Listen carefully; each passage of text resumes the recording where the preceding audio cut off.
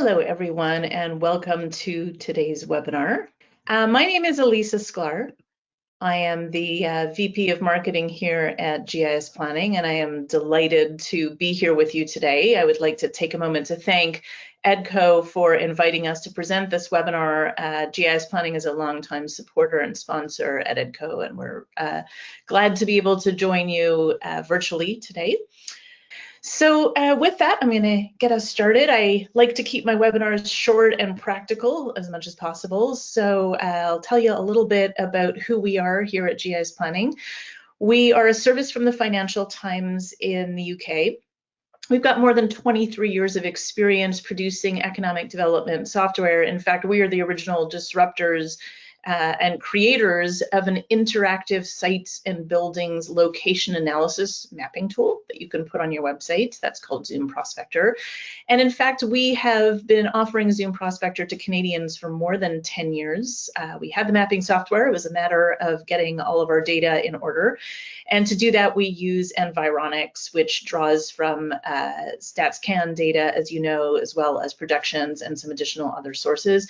And our business and industry data comes from Infogroup Canada as well. I'm going to be showing you some various examples of those throughout as we go through this, but I just wanted to let you know. And I am myself actually Canadian. I work out of the GIS Planning Canada office in Montreal. So just down the road from many of you.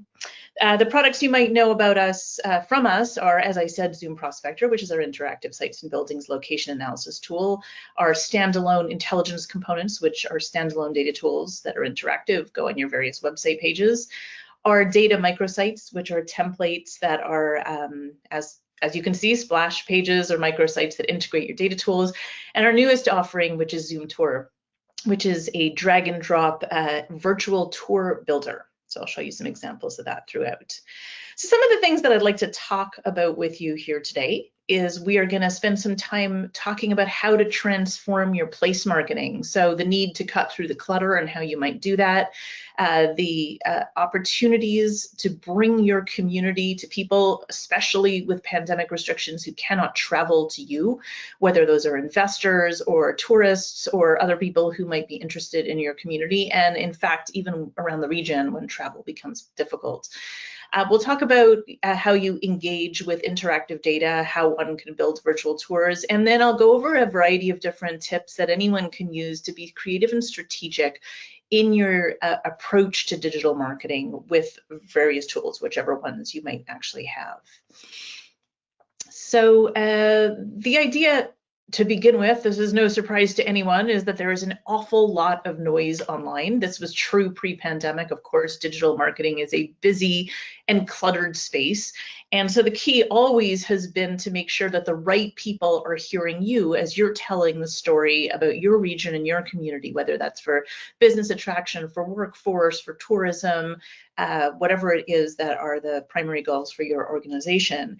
Now, this became even more critical, of course, with pandemic restrictions because a lot of people jostling for space and attention online. In this attention economy, the people who actually, whose ears we're all vying for, that is really the critical currency, is how do we make sure that those folks are hearing us? And so we want to make sure that when you actually get their attention and you drive them back to your website, that they're going to be able to find what they need when they get there. One of the things that I've noticed in the many years I have been working with our clients at GIS Planning is that most of the research that is happening online happens without you knowing that they're there. They do not email, they do not call, they don't necessarily respond to your online chatbot or fill out your forms. They're doing their research ahead of time. This is even more true right now. And so if you're not providing the information that they're looking for, you may be losing leads that you don't even know about, that you weren't even aware that you're there. And so analytics becomes an important issue. I don't spend a lot of time in this webinar talking about that, but the way to use your analytics to understand that is really critical as well. Now, pandemic restrictions obviously make it much harder for qualified leads to find the information that they need to make decisions. They can't just hop in the car or hop on a plane to get over to you. So what we've heard as we're working with our clients from all around the world is that a lot of the critical research initially is happening online, probably for a multi-million-dollar deal. At some point, someone's going to have to come and look around. I mean, few of us will even buy a used bicycle without placing eyes on it first, let alone making multi-million-dollar site selection decisions. But more and more of the kind of initial research, the long listing, even the short listing is happening digitally. And this is likely to be a sea change within the industry, even as the pandemic eases and restrictions are no longer as much of an issue. It just makes good business sense. And as everyone has, ramped up to get virtual tours and virtual site visits and all this data online, it means that we can do more without having to get on a plane. And as we look at things like sustainable development, this is probably an important thing as well. So interactive data and content, which is really what I'm going to be focusing on here, it both attracts leads when you're using it in compelling ways, but then once you get their attention, it engages and informs them. So if you get them back to your website, you want to make sure that they're able to continue doing the research and analysis that they want. It's important to take a long, hard look at your website and evaluate whether that actually is the case for your visitors. So let's take a look at what this means. It's primarily for investment. We'll talk a little briefly about tourism and a little bit about businesses, supporting your local businesses as well. So for attracting investment, clearly, one of the things that's most critical is to offer the data in conjunction with an interactive sites and buildings database on there. Anyone who's making these decisions is evaluating based on the criteria that they come with. So I often say to our clients, warehouses and retail locations exist everywhere, but community criteria, the specific things related to supply chain or workforce or transportation or logistics, those things are particular criteria that are important for different communities. And so we want to make sure that you are being able to offer that data around the sites and buildings as well, so that they're able to do that. And the nice thing about an interactive data tool like this is that it also offers an engaging source of content that you can use for all of your digital marketing. So that's really, really quite critical. And I've got an example here from the Windsor Essex tool. I'm just going to bring us over to that. So one of our clients, and this is, you can see an example of a property with the virtual tour, is that you can do all of the analysis around that with these different reports. And that enables you to go in and do your due diligence before you actually go back to it. Bring us back over here. So what we really want to see here is, and I'll take us in there, is the idea that investors are picking locations because they meet their criteria, as I said. And to do that, they actually need data. So let's actually take a look over here at the Ontario East site. This is a new regional site that is about to formally launch, but it is up and running. And you can see that on the one hand, you've got all of the properties over here. You can actually track them on the map here, so you can drill down to look a little for more information and see the different properties as they go through here. Then we can do the analysis around the specific properties. I'm just going to open that up so you can see what this looks like. As I showed you before in Windsor Essex, it's the same idea. You've got the property report over here, as many fields as you need. You've got contact information. You could either for the Economic Development Commission, you can also put the broker's information in there. And then you can do the research around the site as you need. And of course you can go, drive time analysis up to, let's say we want to go 50-minute drive time around this particular property. And this is dynamic data. So you can look at projections, you can map out, the 20 to 25-year-olds within this particular, around this particular property, projected for 2025, or go back into there. And of course, the important thing here, as you'll see, is that you can share all of this. You can share it as a hyperlink, which is something I'm going to show over and over again in different ways, sharing results through email or via social media, but it can also be downloaded as a static PDF in Excel, or you can print it out in that way as well. Labor force data is available in there again as well. And as you see that there is the ability to export all of these things there's different ways to measure or to go in there and seek the information you're looking for. You can view them as tables and you can view it as charts. Consumer expenditure is very useful information as well. This is also a great source of interactive content that you can use in your social feeds if you want to look at all the expenditures on food purchased from restaurants around their specific property or for the community as a whole, you'll get that information as well. And this is easy to share. The business data I'm going to come back to again because I'm looking at how this is useful for business intelligence, but for your own properties, this is useful because you can actually track, if you wanted to, all of the businesses in a 20-mile radius around here. We can also switch that to kilometers, of course. But let's say we want to turn it off for everyone, and I'm just really interested in looking at the information around professional, scientific, and technical services. I can drill down by NAICS code. But maybe I don't even want to see all of these folks. Maybe I'm just really interested in looking, well, you know, it was just tax season, so tax services. And in fact, if you want to know the individual tax preparation companies, they're actually listed here by name. So you get an inventory. This is useful, of course, for location decisions, for looking at supply chain, for mapping competitors, for getting all that information as needed. I'm going to take us back over to our slide deck over here. And let's take a look at some other ways that actually plays itself out. So we know that site selection research is definitely happening online, and we know that virtual site visits have become even more important because it's so critical to be able to do those visits when you can't hop into a plane. So we've built the 360-degree virtual tour for every single property in our system. It gives you a 360-degree flyover so you can see where a property is actually situated, what is around it, where it is in proximity to other things. And it makes it easier for people to understand the lay of the land as they're looking at it. Something else that we've actually offered is for those communities or brokers that add additional custom tours, and we're seeing drone video, 3D architectural renderings. This is an example of a Matterport immersive walkthrough. So if these media exist, it's also possible to add you know, those as custom tour links so that people can get a better sense of what a property actually looks like by walking through it. So virtual site visits, you definitely want to make sure that you're giving people the option to do that if they're not actually able to come and see the property immediately on their own. So the other thing that we know when it comes to attracting investment is that it is really critical to offer this community access data for your stakeholders. So one of the things that we've been really clear to offer is the same kind of data that you have around the properties, but for the different communities on their own. Let's take a look in here. I think here's the example that I've got here. So this is a way, if you click on the community data tab, it lets you see for the different communities, and you can sort by population. These are all the different municipalities. There could be custom regions. You can sort by a variety of different ways. In this case, I've chosen population, started with the biggest ones.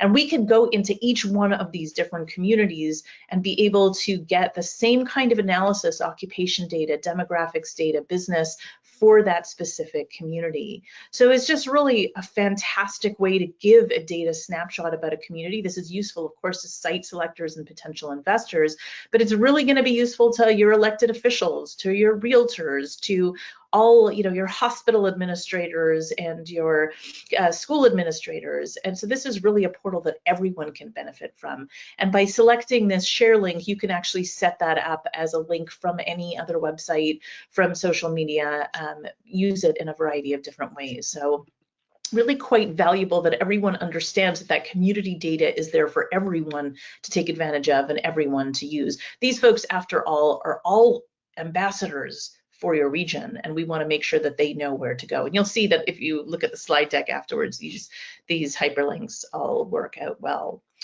Now, as I said before, the share button is really, really powerful, and that's on every single report, and it includes every level of analysis. So in this case, I added some different map layers to a zoom level in this particular property. If you click on that share link now, it's going to bring people back directly to the map with the analysis that I've selected.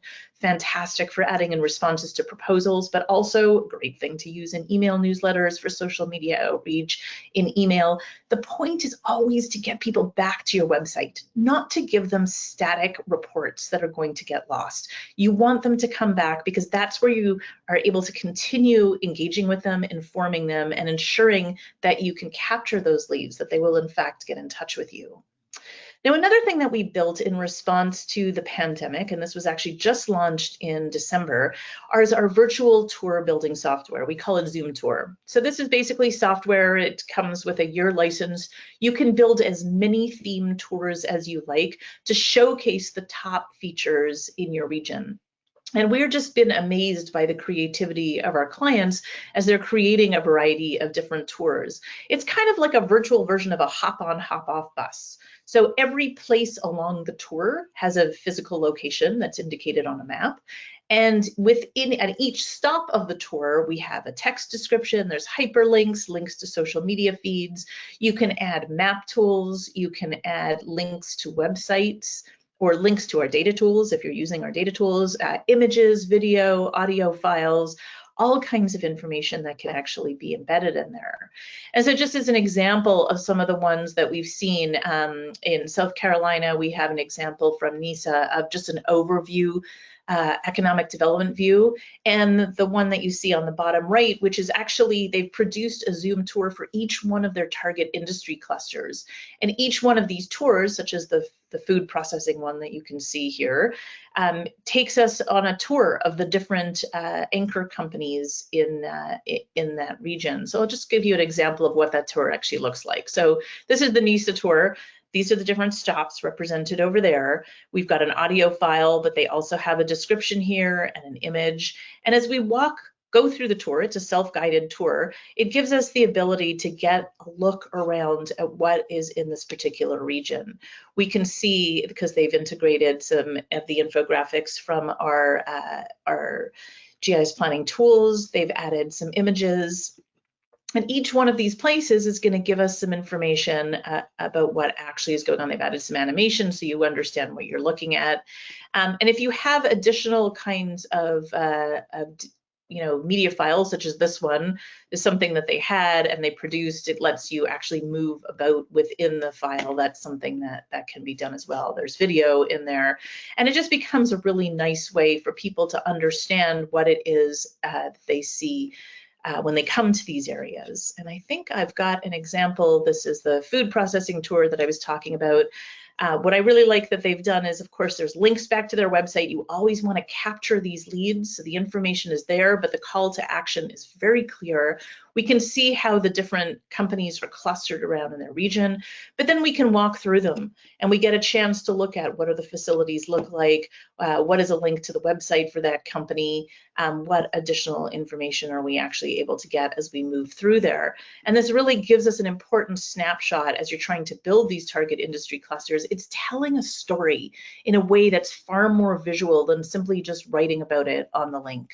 And I think that's really quite a compelling way to do that. So we've got all sorts of examples of these. Obviously, site selection and economic development is a prime one. We have clients building workforce tours, so featuring incubators, research universities, training facilities, anchor companies in those areas. Campus tours, universities are using those as well, another really interesting way to take advantage of that. I'll show you a couple of other examples in a moment. When it comes to tourism, we know this has definitely been an area that has been hugely impacted by the pandemic. And although you may find that you've had more regional visitors, we know that they're actually spending less per person than our international visitors might have. And while we hope and look forward to the time when those international tourists will arrive again, in the meantime, what we really need to do is engage and inform those potential visitors. Let them know what's going on, whether they're regional visitors or coming from around the world. So we have examples of tours that were actually built here to take people on, look at different businesses within the area, or actually to look at tourism, as you can see this example from Spain, which lets you have links to the Wikipedia pages for the various sites along the way, or websites that are about those particular sites. You've got hyperlinks within the tour as well. And it's just a fantastic way, again, to tell a story. These can be shared online, they can be shared in social media, they can be shared in email newsletters. And in fact, what we've seen a number of our clients do is actually place them as links within their website to help direct tourists through the website to learn different things about different features. So it could be a walk around a historical district, for example, or a walk down a main street. And in fact, this last one is an important one. I'll talk about the tour in a moment, but what you've seen before, I showed you a little bit of information about what these business reports look like. And this is really critical because we know that our local businesses need a lot of help right now. And especially the small and medium-sized businesses are not able to afford the business consultants that the larger companies might be able to argue for in their budgets. So they need some market intelligence to help them make decisions. So the example that I showed you before, let's see if I've got that over here. Yeah, here we go. This is a business report around a particular property. So you can change the mileage, or we can choose kilometers if that's something we want to do. And you get a snapshot of what's going on there. Maybe 20 miles is maybe a bit much. Let's go down to 10. If you're looking to build a new shoe store or a restaurant, or you want to put up some kind of processing facility and you're interested in supply chain around you, this gives you an opportunity to choose the specific element. You can use NAICS code. We can add custom clusters if that's something that you want to do. You can look, default, alphabetical, maximum, what are the most in an area or the least in an area, and we can map those out at a glance. So it makes it possible to do that kind of research for your businesses. They may not know about this. So in fact, if we just market something like this as a sites and buildings tool, your local businesses that could greatly benefit from all this information about labor force, about consumer expenditures, about the different municipalities in your region, they won't think to click on that. So we really do encourage people to take a look at that and see what how that actually plays out, and then to provide it for their area businesses. How much are people spending on pet care in an area? We can actually map that out. We can move from block group down to zip code level and get a sense of what that looks like. This is phenomenal, robust intelligence that can be downloaded by your businesses. We just need to make sure that they know it there. Very few economic development organizations are very clearly and consistently tracking the open businesses in their region. The other example that we have here is another Zoom tour. This is from the city of Abbotsford in BC, and they are very aggressive and tactical about attracting film and video production in their area. So they created this Abbey Wood self-guided tour that I show you over here. I believe this is let's see if we can go over there. And what they've done is it literally becomes a walk down Main Street, which is one of the reasons I like to show this, because we can move around through there. But each one of these businesses tells us a little bit about the business itself.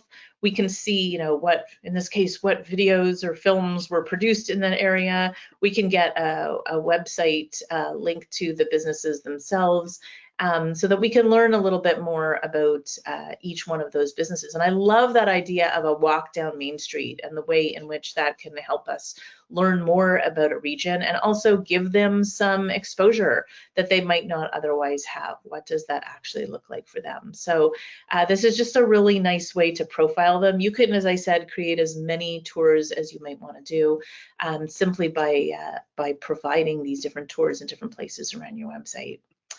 So I'm going to add some tips here. We've got all these fantastic links. Let's think about how to use them strategically. First of all, with all of this content, the object is to engage. The second thing is to drive them back to your website. If you are posting great content without links, we think of that as vampire creative. You're creating something, but you've kind of drained the blood out of the initiative itself. We want to make sure that your website has the right breadth and depth of this content and that you're using it strategically. So in any social media account that you might have for your organization, you want to make sure you have website links in the social media account overview or the bio.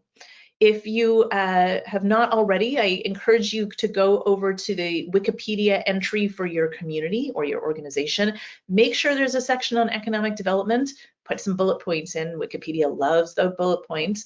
And make sure you put links back to your website, especially if you've got some data tools.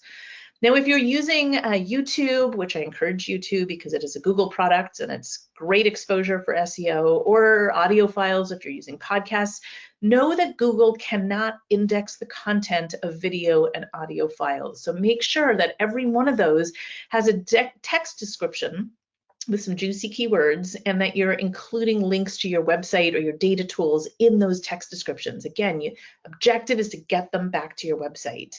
Any social media posts that you have those links back to key pages on your website where they can get more information. Make sure that if you've got these data tools, you think about using them to generate interesting content. I mean, these are inexhaustible sources of content. If you're in charge of the LinkedIn feed for your organization and you sit there thinking, what can I say that's interesting to people? You will never run out of content. You can do properties of the day, properties of the week, virtual tours, consumer spending, did you know types of facts. Virtual tours are just a really compelling way to get people back to your website and also to contact you. We have all sorts of best practices that we offer people. They're literally drag and drop. You do not need a graphic designer. You do not need a marketing expert to put these together. And we give you best practices on how to do that. So you put links in the tours so that you're capturing that interest. In any responses to RFIs, again, I mean, our Zoom Prospector tool has an online proposal generator, drag and drop proposal generator for properties and content. But if you are doing old school responses, make sure that you're building those hyperlinks into the proposal documents. And you also want to do this for your e-newsletter. I have another webinar that we use on how to turbocharge your e-newsletter. Make sure that you put links back to all of this fantastic content. Now I see that there are some questions in there and we do still have a few minutes to take questions, so I'm happy to do that. You can also reach out to me, of course, if you prefer to do that directly, but let's take a look at some of the questions we've got here. Is the Ontario East tool live? I don't see it on their site. So the tool has not been formally launched yet, but I did ask their permission to show it in today's webinar. It will be live very shortly. We're going to make a lot of noise when it gets out there, and we're happy to share that information. Now, if you're a community within the Ontario East region, then of course you're going to want to take advantage of the fact that all of this fantastic data exists for your community, and we can generate links back for every single one of those folks can generate links back to their own specific page within this. So it's just a really neat way to be able to make sure that everyone within your region is able to use that for outreach online as well. A question about data. As I said at the beginning, for all of our Canadian sites, we use Environics Analytics, which uses StatsCan data, which if you are like me and you just got your census in the mail, I'm one of those data geeks, gets very excited when the census arrives in the mail. We're going to have all this great new data, but they also provide projections. And our business data comes from InfoGroups Canada. So that is human qualified data that is collected in a variety of different ways, including tax documents, but as also just teams of people who are constantly on the phone calling businesses and checking to make sure that the information they have about them, the NAICS code, the qualification, the industry, the address, the contact information, the website, that all of those things are actually correct. And that gets regularly refreshed as well. Any other questions? I'm very happy to take those if you like. Let me just bring us back over here so you have my contact information here on the screen. You can reach out anytime. Part of my job is to work individually with all of our clients to help them use these tools as effectively as possible for their own marketing. So if you're working with us, that's part of what I do. We don't just flick a switch and leave it to you to figure out. We make sure that you get as much value as possible out of your different tools. And one thing I didn't mention that I do think is useful, because someone just asked a question about analytics, is it just Google Analytics? We also offer Zoom Prospector Analytics, which is the economic development analytics. You can see what reports were downloaded, what properties were viewed, which communities are viewed, which keywords were used in searches. And then we offer an additional level of analytics using reverse IP lookup, and that lets you know what businesses were on your website using their IP addresses. You can track and see who was there, how they got there, and what they were looking at in your online data tool. So fantastic, actionable intelligence. You can proactively reach out to them, and it helps make sense of the traffic that you have coming your way. So with that, as we at the top of the half an hour, I want to thank all of you for your time. I want to thank you all for the work you do for your communities. I look forward to connecting with you. Please feel free to reach out. Again, thank you very much to EDCO for giving us the opportunity to speak with you. Be safe, be well, and take care. Goodbye.